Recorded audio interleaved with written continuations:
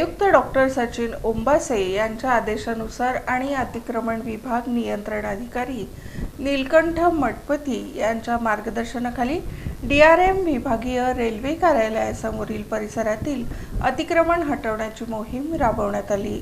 सोलापूर महानगरपालिकेच्या अतिक्रमण विभागाने शुक्रवारी सकाळी DRM विभागीय रेल्वे कार्यालयासमोरील केशव स्मृती झोपडपट्टी परिसरात मोठी कारवाई केली। या कारवाई दरम्यान सार्वजनिक जागेवर उभारण्यात आलेली अनधिकृत अतिक्रमणे हटवण्यात आली। महानगरपालिका आयुक्त डॉक्टर सचिन ओंबासे यांच्या निर्देशानुसार आणि अतिक्रमण विभाग नियंत्रण अधिकारी नीलकंठ मठपती यांच्या मार्गदर्शनाखाली ही मोहीम पार पडली। अतिक्रमण हटवण्यासाठी विभागाचे अधिकारी, कर्मचारी तसेच आवश्यक यंत्रसामग्री तैनात करण्यात आली होती।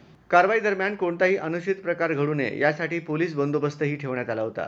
महापालिकेने शहरातील सार्वजनिक रस्ते, पदपथ आणि शासकीय जागांवरील अनधिकृत अतिक्रमणे हटवण्याची मोहीम अधिक तीव्र केली असून यापुढेही अशा प्रकारच्या कारवाया नियमितपणे सुरू राहणार असल्याचे प्रशासनाने स्पष्ट केले आहे।